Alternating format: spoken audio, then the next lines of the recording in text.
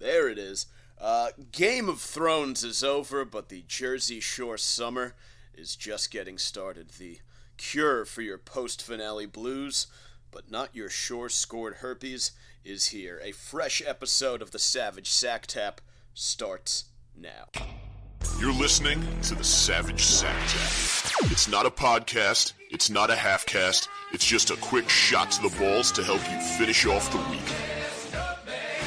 We're cutting through the bullshit, filling your Friday with rage-fueled logic, and cracking a few jokes along the way.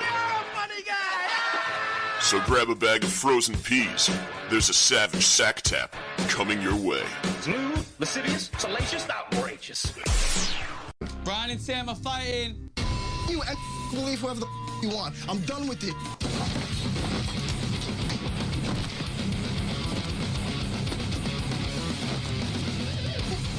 Are you friends with her, yes or no? Hey, we're going to Ryder's birthday. I don't give a Like, they're talking about relationships. My sneakers are dirty. You psycho! You don't deserve it! I got girls cooking me dinner. I've been with you for a year. How many times you cooked for me? None, you useless spoiled bitch. Your hand was in the cookie jar.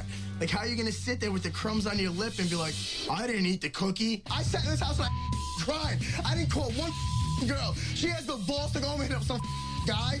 If this relationship continues, I'll kill myself. Exactly. That's all I'm saying.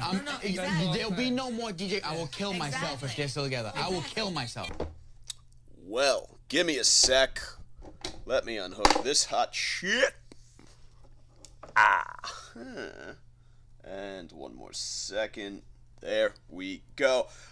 Mike Montone, the Savage Sack Tap Memorial Day weekend is upon us. We made it, motherfuckers. Holy fucking shit. I know I said this on the first episode of Springtime a few weeks ago, but it's here. We fucking did it, and the winter, fucking New Year's, looked like it was like staring down the barrel of a loaded fucking gun. Not to rehash any of the garbage from my 2018 year. I did not know what to expect out of myself over the winter. I'm actually really happy with just the way fucking life and existence is going right now. It's getting warm out. It's getting nice out. The shore is here. We've got good things on the horizon. The little brother just got married to my great sister-in-law Jean. Fantastic stuff is afoot. I got my sweet DJ's t-shirt going. I'm so fucking ready for the New Jersey summer. Last year, summer, huge kick in the balls, just left and right. Horrible, the anxiety and depression and terrible things going on. Now, we live in a land of, at least moderate happiness. But, as you saw from that clip, or heard from the clip that I just played, the Jersey Shore, a rough place to go looking for love, as Mr. Ronnie Magro found out. Did not work out well for him and Sam. The Jersey Shore, however, is a fantastic place to go if you're into tits and tattoos. Probably my two favorite T words, tits and tattoos. You throw in some Tito's vodka, you're in great shape. But if you've never been, because I know I have a lot of you who kind of listen and tune in from different parts of the country, and I've partied all over the country, and there are some cool places you can have a good time down south. A lot of cool stuff. San Diego, great town. None of it stacks up to the Jersey Shore in the summertime. If you've never been to a shore town around summer, what happens is on Memorial Day weekend, everyone kind of piles into these really shitty bungalows and shore houses. They're all fire hazards. They're all just huge tinder boxes made of, shoddily slapped together wood that some guy paid a fucking day laborer to do on the cheap, and it usually costs about total anywhere from $15,000 to $25,000 for a summer. So you pack it with anywhere 10 to 20 people, so you can defer the cost super low, and you basically go on what amounts to grown-up spring break for 14 weeks every weekend, except everybody has disposable income. It's fucking amazing. So instead of drinking garbage liquor and doing garbage drugs, you're doing very good drugs and drinking very good liquor, and it is a fucking blast.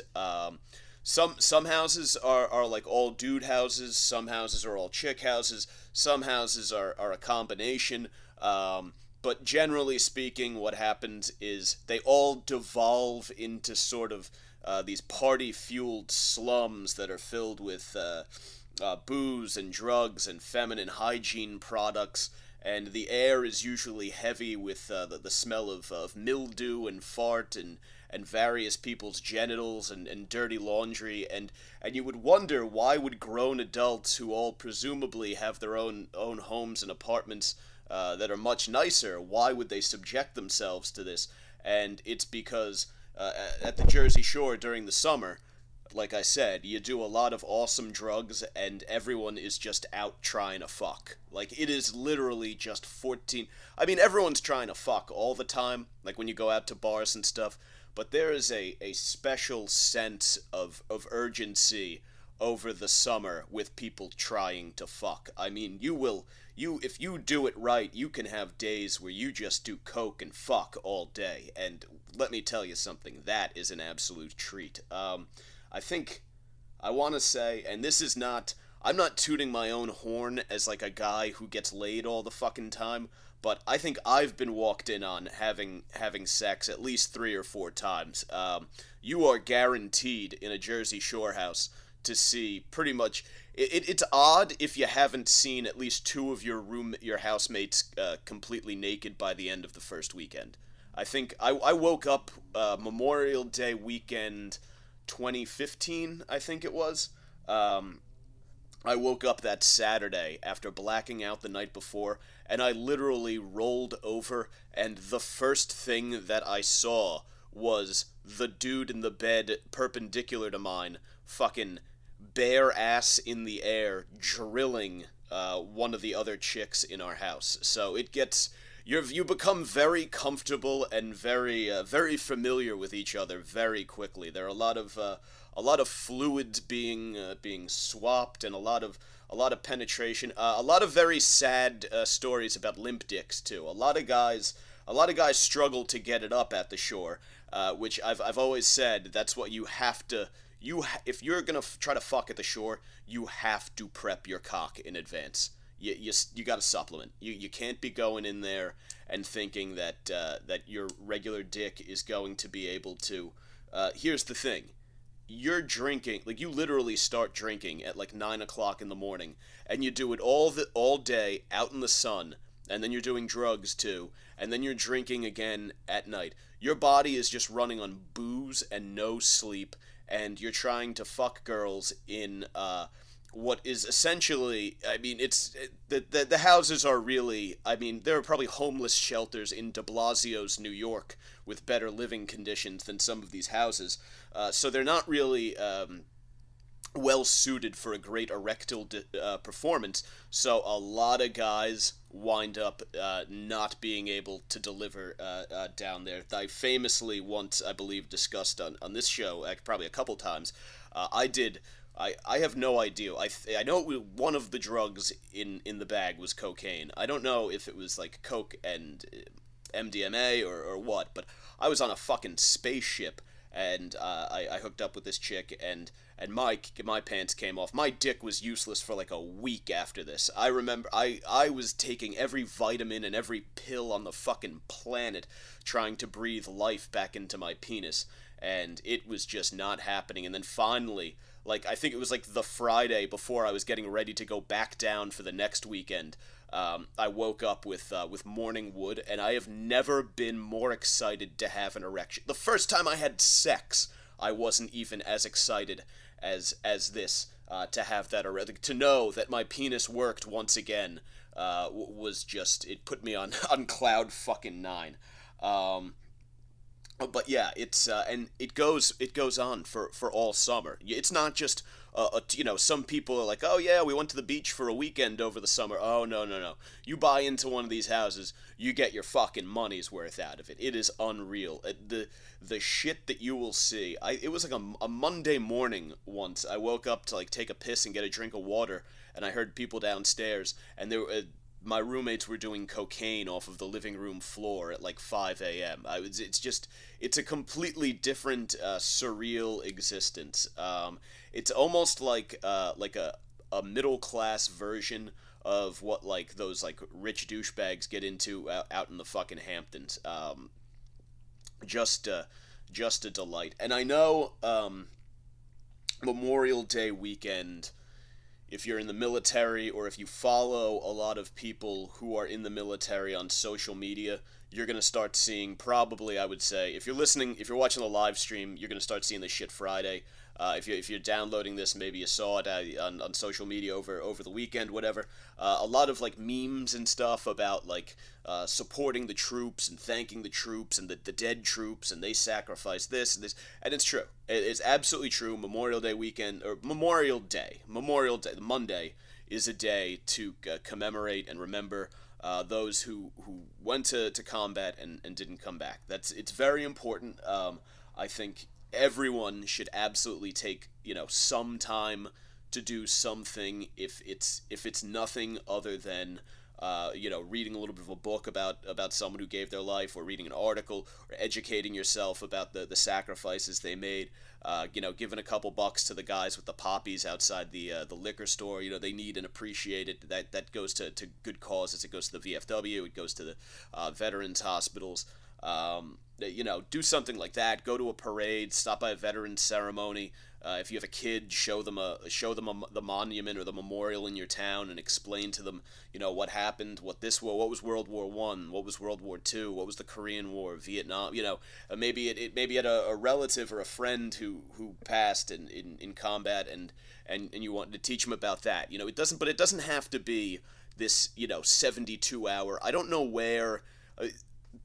Post 9/11 veterans are veterans in general are an interesting breed. We're a bunch of fucking weirdos. Post 9/11 veterans have really, some of them weaponize social media to a point of absolute motardation, where it's like it's the only fucking thing they care about. And again, it's very important to remember the guys who went and sacrificed, because we would not be able to enjoy this freedom without them.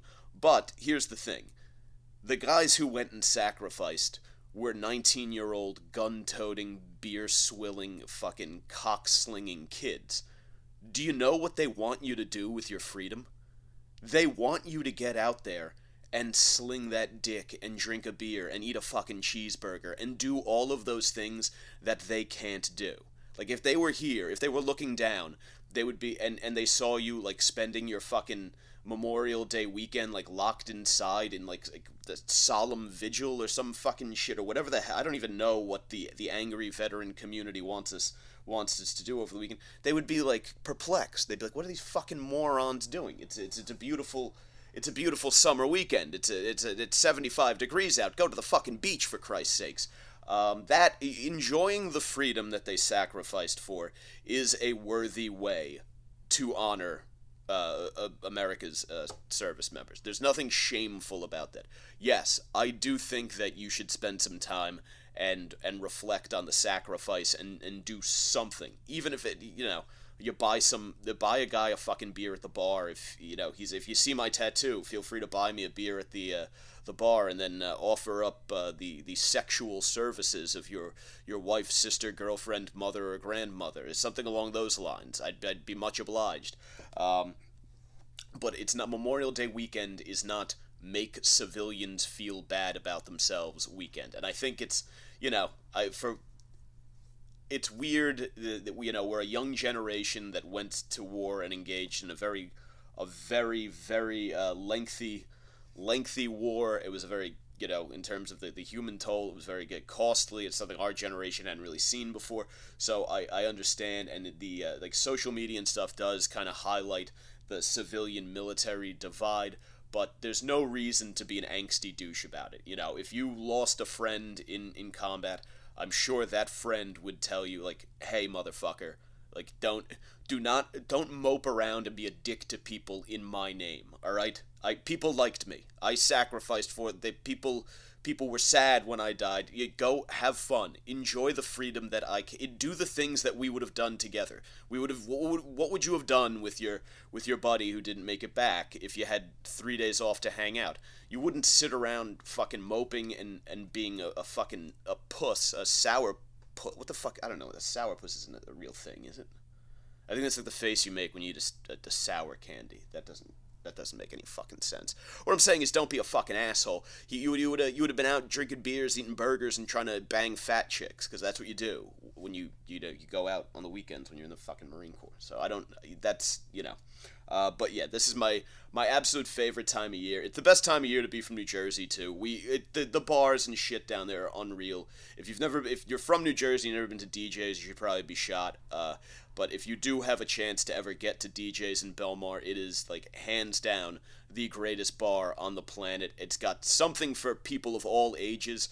They got the old people night on Mondays. They got fucking game nights through the week. And then Thursday through Sunday, it just turns into a fucking madhouse. And there are titties and ass cheeks and booze all over the fucking place and thumping house music and Italian people, which is always great. I love being around Italians. It's really a lot of fun.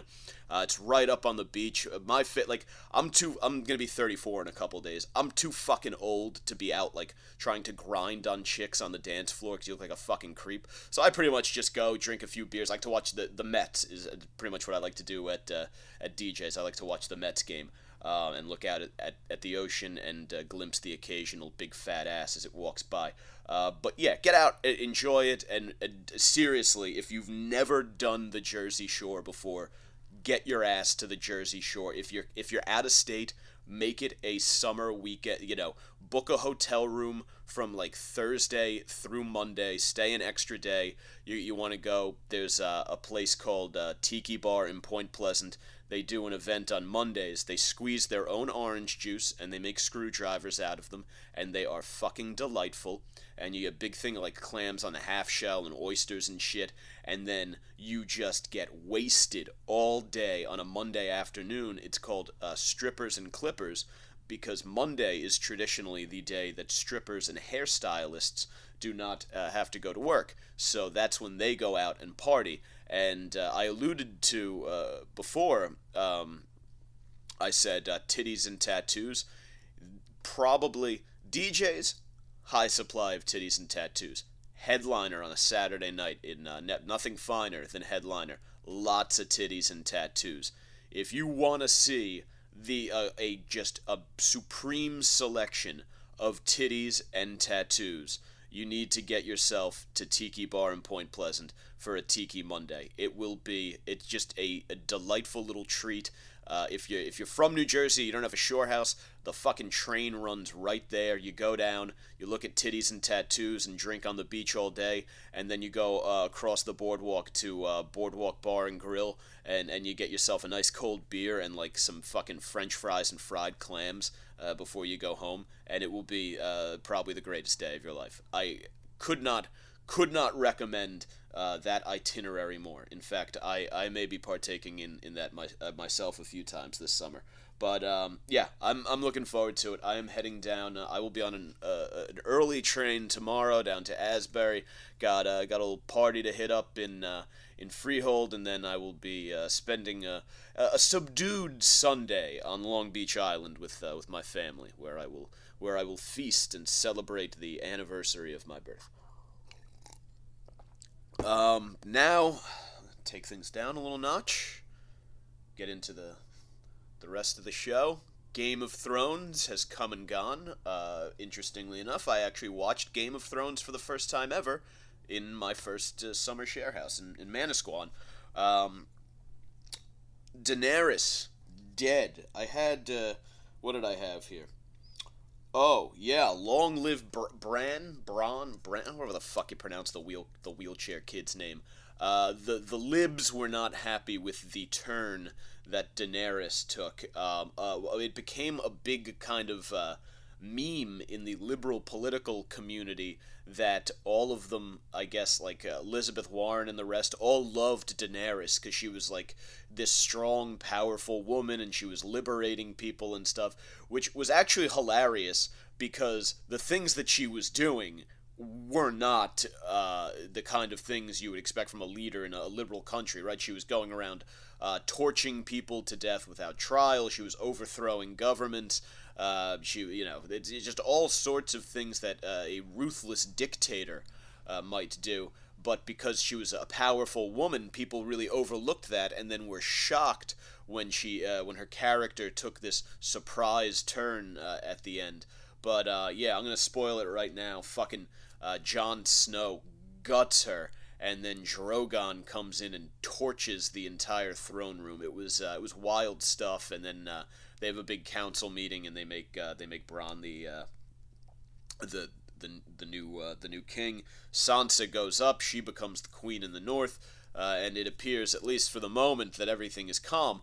But one of the things that I did like, and people were complaining that it was a slow episode. Look, it's very hard to tie a series together and end it in a pleasing way, especially if you're writing a book, you do whatever the fuck you want. But if you have a network, you're dealing with fucking executives and fucking test audiences, all this bullshit, budgets and stuff. It's not just you deciding on you really do have to fit it to your absurd kind of corporate structure there. So I think people were being unfairly critical of things. I would have preferred if it had been if they had taken the season and stretched it out more, so we could have gotten into a little bit more nuance before everything. It felt like a typical Game of Thrones season. They kind of, if it's like eight episodes, they'll build you up to the action for 2 episodes. They'll have a really intense episode, and then a couple, back down, build you up a little bit more intense, and they'll kind of rotate through that as the season goes and build up to a big final crescendo at the end. They didn't do that this time. I think they only do like 6 episodes. So you're kind of like, all right, you crammed a lot of shit in there, and the episodes were all like an hour 20 too. So you would think that they could have just done more episodes, maybe kind of drawn things out a little bit. That to me would have been more pleasing. That was the one big criticism of the show that I did kind of agree with. What I really liked was that they ended the series with the small council getting together and meet, because I think that's the overwhelming message that should come from when a TV show ends, is that just because you're no longer seeing it, that world goes on. That's why I never thought that Tony Soprano died in the final episode. Like, no, man, it goes black. He died. First of all, a couple things. The mob tends not to whack you in front of your family. That's a huge fucking no. They just don't.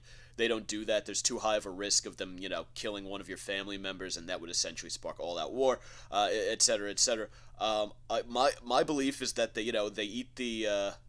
Yes, Tish, thank you for shouting out my killer DJ's shirt. Got to be smiling, got to be dancing, got to be shaking that ass.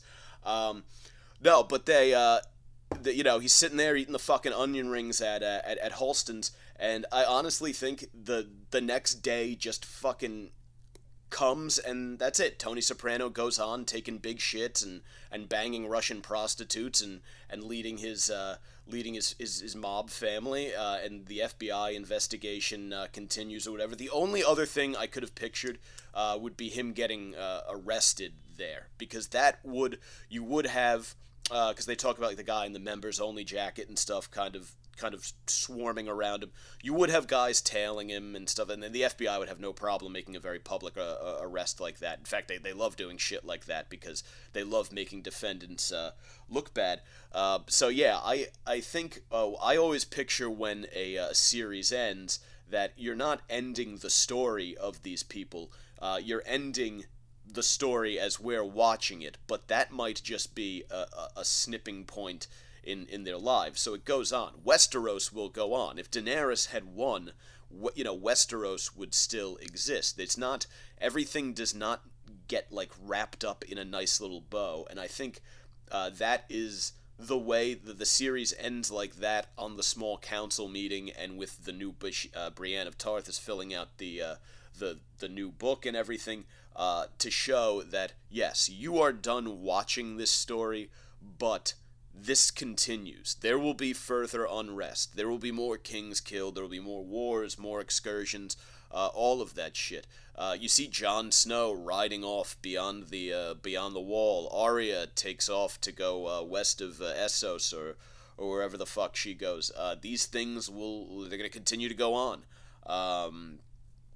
So yeah, that was that. I think it was just absurd the way people fucking whined on the internet. They signed a petition to get them to fucking change to reshoot. What kind of asshole signs a fucking petition for them to reshoot a season of a TV show because your cranky ass didn't like the way it ended? Like, how much of an entitled cocksucker do you have to be to say to yourself, you know what? I didn't like the way that they spent all of that time and energy and effort and millions of dollars. Attitude that fuels the person on the bus who has no problem playing videos on their phone at a high volume. The dipshit who walks up the stairs at a snail's pace because they're checking their fucking Snapchats or whatever, or just the general selfishness and entitlement of contemporary American society that makes me think that shooting sprees might in fact be somewhat justified, as long as they don't hit me. Yeah, it's insane to think, and who takes the time to fill that out? I love how the cast pretty much told them all to go fuck themselves. I think the chick that plays Sansa called it like disrespectful. It was like I think she said it was like disrespectful of the fans to do something like that, and she's absolutely right. And some guy was bitching on Twitter. He's like, well, you won't have many fans if you keep calling them disrespectful. Like, hey dipshit. He said like 1.5 million of your fans agree that your performance wasn't very good. It's like, hey, you fucking moron. None of those 1.5 million people were all assholes sitting on their fucking couches eating Ben and Jerry's on Sunday night, tuning in on a network that they pay extra for to watch this chick perform. So maybe she knows what she's doing. She might be talented, right? She might have been one of the main players on one of the coolest fucking TV shows and greatest stories ever told. So maybe suck my fucking cock with your petition is what I'm saying. I am a Game of Thrones guy. If you look, the bookshelf behind me, they are scattered about, are the books that make up A Song of Ice and Fire. I'm still waiting for this old fat fuck to finish the final one, because even though I saw the way the series ended, I do want to see how he handles it, because, again, I don't want to be one of these Game of Thrones, I found the book a lot more engaging and interesting. But the books are badass. Like, when they have a feast, they take like 3 pages to describe the foods that are being eaten and the way the shit is being like set up for it's absolutely wild, out of this world stuff. If you have it'll take you if you're like an aggressive reader and you read every day, you can probably knock out all of the Game of Thrones books, I would say about a year and a half. I mean, you would have to decide that the next 18 months of your reading life would be dedicated to those and read nothing else. But it's definitely worth it. It's like, I read during my commute. Read the fucking books. They fucking rule. And the show ruled too. People, again, saying that they don't like it. I'm sorry. What exactly don't you like? Awesome sword fights, hardcore sex. Yeah, I shouldn't even have to sell it beyond that. But yeah, the cinematography, the stories, even the stupid little minstrel songs that they all walk around singing. You listen to the Rains of Castamere, a song about the Lannisters torching an entire family inside of their home. Fuck out of here. What do you watch? This Is Us? Ugh, shut up. Stupid fucking show. Anyway.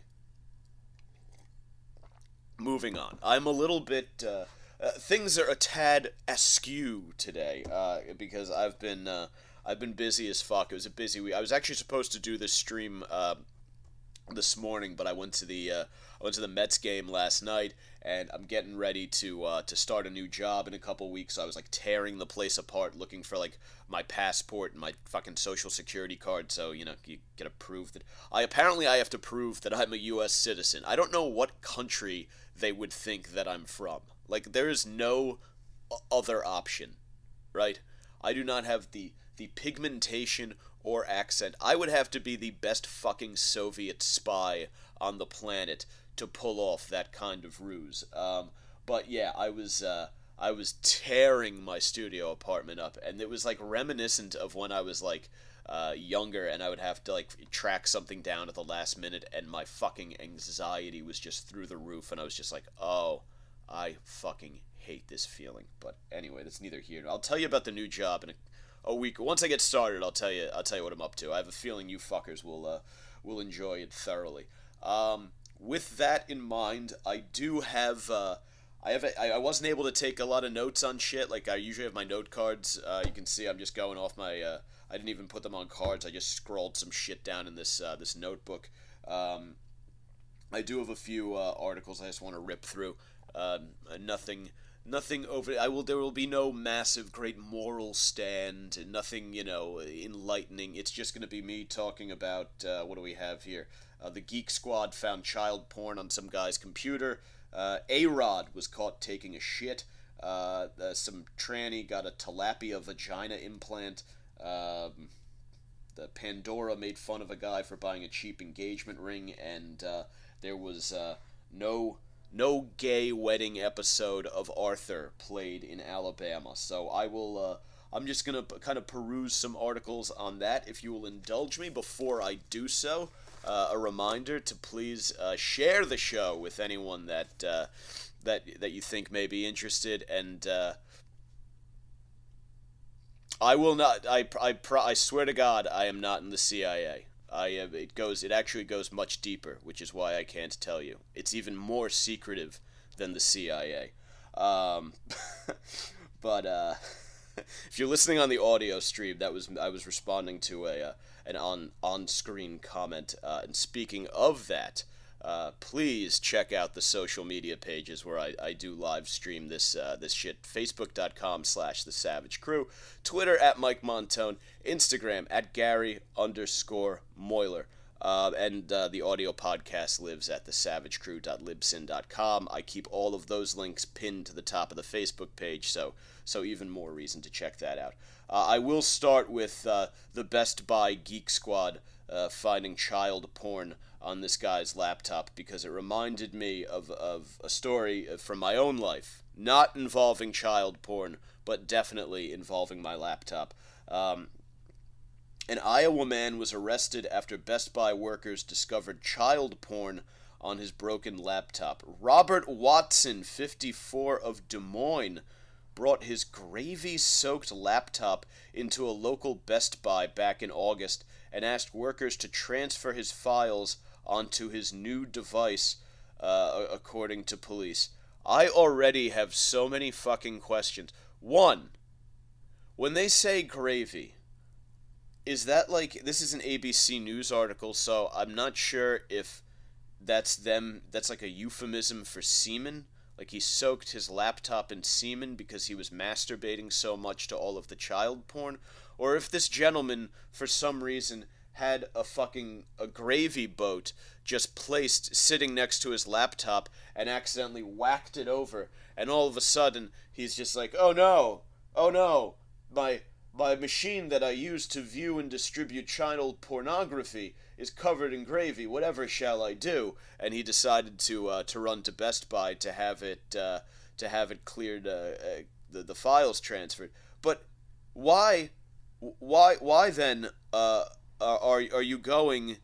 Who takes, if you know you have child porn, which is like one of the most illegal things in the world, you get in less trouble if you smuggle Al-Qaeda into the country than you do if you have child porn. It is the most like universally agreed on abhorrent thing in the world is fucking kiddie porn. Everyone hates you.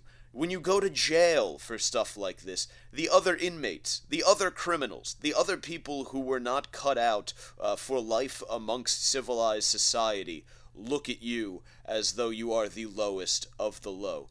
On what planet would you think that it's a good idea to bring this machine and turn it over to a bunch of stoned teenagers who know exactly how to access every fucking file on there? And you know they're gonna look. Like, what do you think? Do you think that the Geek Squad operates by some sort of honor code that prevents them from looking at your shit?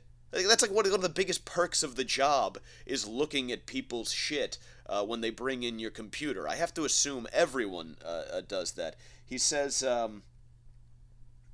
Watson told investigators in an interview that he was the only person who used the password-protected computer. And he admitted to labeling the files as 13 and 14 years old. Wow. This guy does not look good. I don't know if this is a black eye or if this is a really bad mole. I hope it's a black eye. I hope somebody punched this motherfucker in the face. But it looks like it might be some kind of skin discoloration around his eye. If it is, he needs to see a dermatologist because that is definitely cancerous. In any case, I love it. Best Buy gave a statement. They said, they don't search for the material, but inadvertently discovered in the normal course of repairing a computer.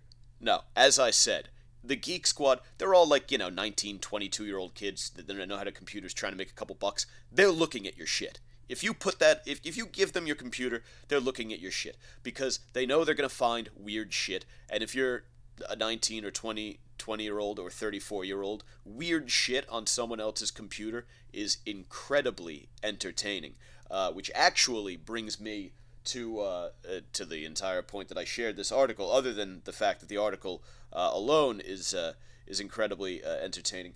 I had a similar trouble with Mr. Monopoly's checking in. I had a similar trouble myself. I was preparing to view pornography on my computer, not of the child variety, by the way, but there were a number of browser windows open, and some of the material was quite objectionable. I still don't know how some of those gals were going to be able to fit all of that inside of them. But that's not the point. The point is, my computer, I went to hit the mute button because those stupid fucking X-Video ads that run before, and I know you know exactly what I'm talking about. I know fucking everybody is out there masturbating. Don't pretend that you don't. They play at a higher volume than the video itself. So if you have the volume up on a video and you play it and it runs a pre-roll for a fucking cam site and it's like the sound of hardcore fucking or a girl asking if you want to jerk off with her, then other people, perhaps the people who live in the other units in my building, can hear that. And when that happened, I went to aggressively hammer the mute button, and instead of muting, the computer the screen went black, and I couldn't get it to turn back on. I started pressing the power button. I was like, fuck, gotta get this fucking thing back going, and it just wouldn't, and I was like, oh shit, and I looked up I was like, yo, the computer won't turn on, screen just went black, and they were like, oh man, you gotta replace your motherboard, dude, like this is the kind of thing that only a skilled computer technician can take care of. So I'm digging screwdrivers and shit out of my drawers, trying to figure out, like, what can I do to avoid this, because I know that as soon as I take this to the computer place and they get it up and running, they're going to find out that I am a guy who goes through fucking 12 browser window jerk-off sessions to some pretty aggressive shit. And I did not I did not want that happening, obviously. So I was like, fuck, maybe I can look up the solution on my tablet and perform the surgery on my own on the laptop. It was as I was attempting to unscrew the back of the laptop to take the battery out that I looked down at the power strip and saw that the little light was off, and that what had happened was my computer had been on all fucking day, draining itself of its battery. The power strip was off, so the battery wasn't getting charged. So the battery just died. And I flicked it on, and I pressed power, and the computer came back to life. And I was saved from having to face the nerds at the computer place in Hoboken with a laptop full of MILFs taking, 15-inch fucking veiny cocks. So what a moment. Those moments of just sheer joy and exasperation where you're just like, wow, it all worked out. That's how I felt when that computer when I heard the computer rebooting. I could not have been happier. In any case, speaking of embarrassing moments, Alex Rodriguez. The man has a 36th floor apartment and gets caught taking a shit through a fucking open window. How? How, A-Rod? How? First of all, how are you, A-Rod? You're A-Rod and J-Lo. There are few things more valuable on this planet than celebrity nudes. I mean, people love them.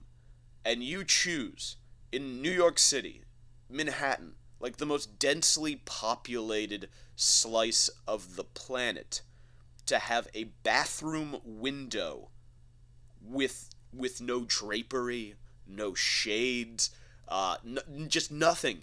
You can't get something. When you have A-Rod money, you should be able to afford, not even A-Rod plus J-Lo money. I mean, you can buy up every piece of real estate around the building so no one can get a fucking picture of you taking a shit. Somehow, a picture of him taking a shit gets out.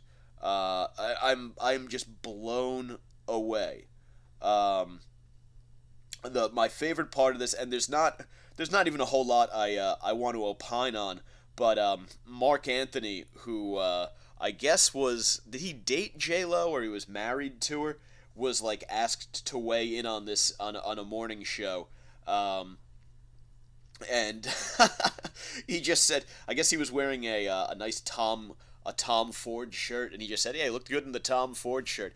Is there any moment of more smug satisfaction than when you find out that the guy who is banging your ex has been famously photographed taking a shit? I mean, and that everyone has seen it and is laughing at it. I mean, what a victory for Mark Anthony. I may crank some fucking Mark Anthony before the gym tomorrow to get fired. Maybe I'll listen to Mark Anthony while I'm taking a shit. I'll take an A-Rod. But what a great moment for Mark Anthony to observe. I will say this before I move on, because otherwise, I mean, I don't have. I would love to be set up with a TV screen in the back so I could cue up the picture. That should be my next move here. But I will say this: if this was a woman, if it was a picture of J-Lo going to the bathroom, we would not be allowed to laugh. People would be in a fucking uproar over it. But because it's A-Rod, who is kind of treated like, kind of Major League Baseball, one of Major League Baseball's biggest douches for a while because of the steroids, and he played for the Yankees, and he's a big, great player. He's got a big ego. I actually like A-Rod. But I mean, as much as I can like anyone who plays for that fucking faggoty pinstripe team up in the Bronx. But If this was a woman, completely different story. People would not be having fun with it. People would be going ballistic. They'd be talking about an invasion of privacy, and this is a violation of her as a woman, and this is everything that's wrong with society. So when they tell you that there's a double standard between the way men are treated in certain situations and women are treated in certain situations, there's at least some anecdotal evidence out there to prove that that's the case. And if you don't believe me, do a little social experiment. Go scope out the neighborhood, see where the shadeless bathroom windows are, and photograph a woman taking a shit and distribute it on the internet and see how that works out for you. Probably won't go too well. Actually, you know what's funny is my parents' shore house. The main floor's bathroom sits right the bowl, the commode is right next to an open window. So you do, in fact, if the shade is not drawn, and especially if you're a stand-up wiper, you would be giving the neighbors quite a view. They have the possibility of several times a day just looking over and possibly seeing a person like leaning forward, cleaning feces out of their shit-caked anus. That's got to drive the property value down a little bit, right? They're probably fucking pissed at my parents for designing the house like that. Anywho, what's next? Oh, here's a tasty one. Speaking of stinky body parts, I love this. Transgender woman gets new vagina made from fish skin. Wow, talk about going for authenticity there. A trans woman had a vagina constructed using the skin of a tilapia fish after her genitals began to shrink and closed up following a botched surgery. What country was this? They do not say. Come on, how do you not tell us? You can't do an article about a botched vagina surgery and not tell us what country it was in. Brazil. Okay. Oh, it was Brazil. Yeah, so anyway, she got it put in so she could have a proper sex life. I appreciate that of all the materials in the world that you could go with to get your fake, you have a chance to start from zero, start from scratch, fresh. Have you ever? There are so many products out there dedicated to improving and enhancing vaginal freshness. Why in God's name, if you had the option to get an artificial vagina put in, would you go with one of the stinkiest materials in the world? Like, are you worried? Are you worried that like a date is gonna come home and he's not gonna know that you're a post-op tranny, and he's gonna go down on you, and he's gonna be like licking and sniffing, and he's gonna be like, something down here just doesn't seem right. I can't put my finger on it. Well, actually, I can jam two inside, but I can't put my finger on it. And then he's gonna figure out that you used to have a penis. Is that like is the use of a fish just another layer of authenticity to add to the whole thing? I'm so confused. I would actually love. And this is really, I think, the only way to sort of tell if this is the real deal. What we need to do is compile a panel of like gynecologists and adult film stars and women who work at the waxing salons and just maybe guys who get laid a lot, vaginal experts to put remember when George Costanza did the candy lineup at the Mechanic? A sort of a double-blind thing where maybe all of the women sit with their pussies up in like a box, so all you can see, it's their box in a box. All you can see is what's between the legs, and each person on the panel will go through and inspect the different vaginas, and if they can't tell which is the fake, which one's the tilapia, that's how you know it's a success. And I'm so confused.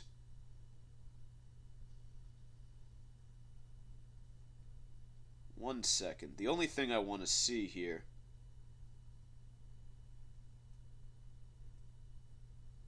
Wow. There were remnants of cavernous. There was erectile tissue still in there when they put the fish in, and they had to clear that out. Can you imagine?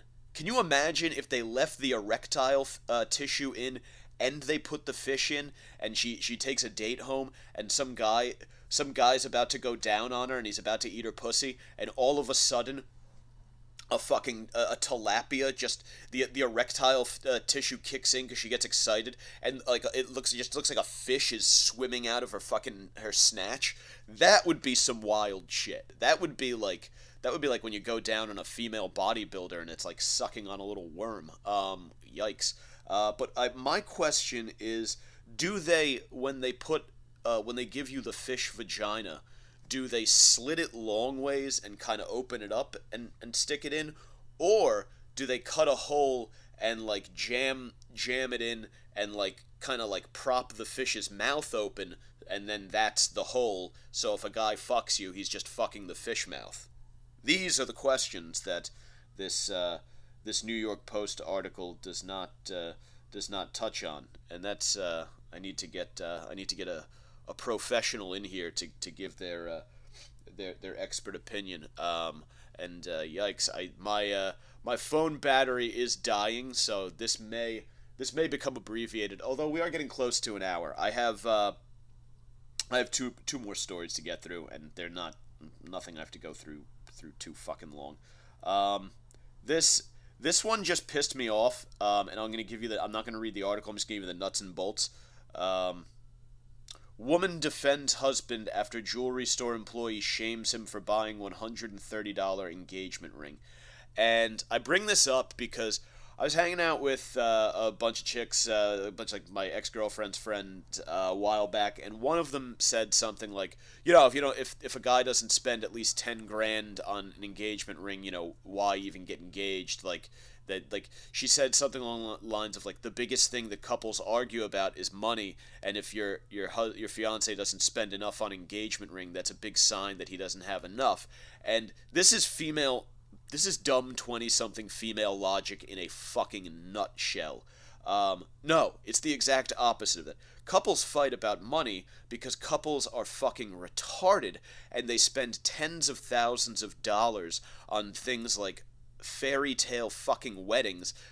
They spend the down payment for what could be a beautiful home on a 5-hour party for a bunch of people that once they're married they're probably not going to see, because they you stop having you pop out some kids, you stop having a life, and everything becomes miserable, and you wasted all that money, and then you wind up hating each other and getting a fucking divorce because you're arguing when you can't make the mortgage payment, and then all of a sudden she's fucking the new guy at work because her husband doesn't seem like much of a man anymore, because he's constantly just getting drunk and crying in his recliner because the bank's going to repo the house, and his pecs are turning into tits, and he's fucking Thank you, T's checking out. Thank you very much for checking in with us, Ms. DeMarzo. Back to the tale. That's where the issue comes, and then all of a sudden he can't get a fucking erection because he's drinking so much, and that's when the relationship falls apart. Not because he skimped on a fucking engagement ring. Although I will say this, if you're gonna pay for any of that shit, if you're gonna go all that, these fucking, I do love attending a good wedding. By the way, feel free to invite me to your nuptials. I just never want to waste money on one of my own. If you are going to splurge on anything, it should be the engagement ring, because at least that's a tangible thing that can be passed through a family, and it has value, and it can grow. So if you spend on it now, it's worth however much later on. I get that. I'm totally cool with that premise. I do have a problem with these cunts fucking shaming the guy because he doesn't want to spend a fucking fortune on he's a hardworking guy, just wants to marry the woman he loves. He doesn't need, your love for another person should not be quantified by the type of fucking jewelry that you buy them, right? Your ability to buy something shiny for a person should not be the defining factor in whether they love you back or not. If they are, if someone doesn't want to be with you because you didn't buy them a nice enough fucking ring, then run. Run for the motherfucking hills, because you are about to marry a super cunt. And I wanted to say that. Speaking of weddings, last story here, and hopefully I can get it in before my phone dies and we lose the live stream. I had the tab open, but I must accidentally exit out. Arthur, I have to search Arthur gay wedding, Alabama.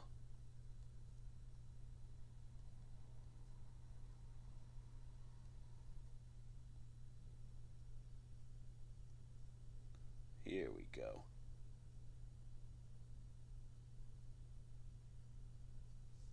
News.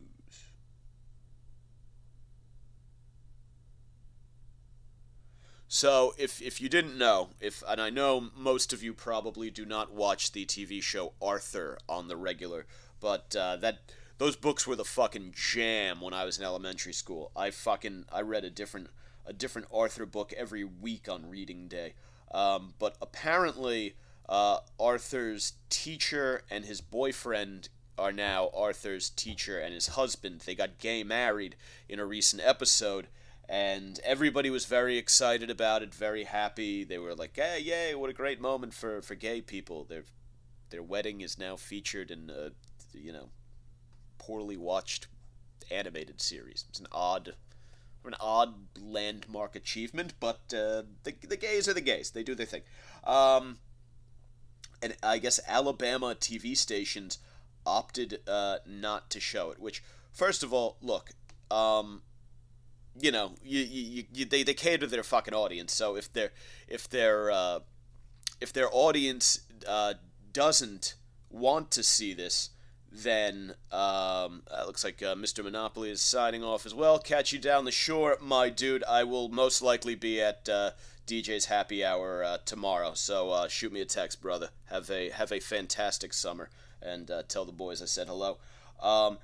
If your audience wants nothing to do with seeing a gay wedding on TV, well, they don't have to watch. But then again, if you think you're going to alienate your audience by showing something, you might not show it. There's sort of a free enterprise there. But I thought, what an opportunity for the Arthur people. They have the gay wedding, and Alabama says, no, we're not going to do that. And the gay wedding, highly publicized. What comes after a gay wedding but a gay honeymoon? And the gay wedding, the Arthur's classmates were there, Arthur's other fucking, whoever the fuck sits around, he's fucking, whatever the people in this little fucking aardvark community are, they're all there, very wholesome, a lot of love and happiness and flowers and tuxedos and fucking, they're, listening to fucking Pablo, fucking, what is that canon, dude? Whatever the fuck that shit is that they do at every wedding, that's the exact same fucking thing that you're paying $300 a fucking plate for. Anyway, but they're doing that. The gay honeymoon is where the objectionable stuff goes on. That's what you don't want the kids to see. At the gay wedding, people, there's at least some sense of propriety. People are well dressed. They're in evening wear. There's not, it can be difficult to have a no-holds-bar gay fuckfest in a tuxedo. Although I'm sure the gays would figure it out. They are an innovative and creative folk. But anyway, the gay honeymoon is what you don't want the kids to see. Because the gay honeymoon is just Mr. Ratburn and his new husband, and they're going someplace nice, and they're getting a real nice room, and they are going to get naughty as fuck. I mean, the gays love to fuck. And you know how I know the gays love to fuck? Not through my own personal experience. Well, I actually do. I co-host a show with a bisexual gentleman, and he has, in fact, confirmed that the gays love to fuck, to the point where he has told stories on the show about going and literally getting his dick sucked in the parking lot behind his apartment by a guy that he just texted off of Craigslist, who came over to blow him in the apartment, and then goes, they don't even exchange pleasantries. He just stands there with his penis out of his pants and gets it sucked by some guy. Do you realize if the heteros were into this, yeah, I would be texting every chick from Craigslist every night and just standing in my backyard with my pants down. But that's neither here nor there. That's the male sex drive. So when you get two of those together, and they're going to celebrate their love for each other for a week in the Caribbean or Cabo or whatever other fabulous locality. They're gays, so it's probably super fabulous. They probably went to like Croatia or Mykonos or something like. Mykonos is how a Greek man would say it before we fuck you in the ass. The Greeks love anal sex. They invented it. But the point is, if I was Alabama, what I would really be concerned about would be the follow-up episode, The Gay Honeymoon. That's the one you want to prevent the kids from seeing, and that's the one that the Arthur people, as a little payback to these motherfuckers, should pretty much, they should be like, all right, well, you didn't do the gay wedding, but now the kids are back in school, the wedding's over, we're back to it's just Arthur. And first few minutes of the episode, yeah, that's it. It's Arthur and his buddies getting ready to go to school, and the gay haters down in Alabama, they're thinking, everything's okay. It's just kids going to school. That's a good lesson. Study hard, kids. But what you do is because they're not going to watch past the first commercial block. Because Arthur, it's probably they're adults. They don't want to watch fucking Arthur. After the first commercial block, you have the kids get to class, and they have a substitute teacher. And they say, where is Mr. Ratburn? And the teacher says, oh, kids, he just got married. He's on his honeymoon for the next 2 weeks. And then you jump cut immediately to fucking Mr. Ratburn in a hotel with his wrists strapped to the fucking headboard. He's got a fucking gas mask full of methamphetamine on. He's just inhaling and getting high as shit while his husband's shoving little fucking amyl nitrate poppers up his asshole and starting to give him the beginnings of a tasty gay honeymoon rim job before he slides his big fucking aardvark cock in there. That is how you get back at the gay haters. And I am going to end on that high note because my phone is losing its battery here, so the live stream's going to cut out, and I do need to, holy shit, it's really 9:40 already. I got to eat something and relax a little bit. But in any case, I think we learned a lot today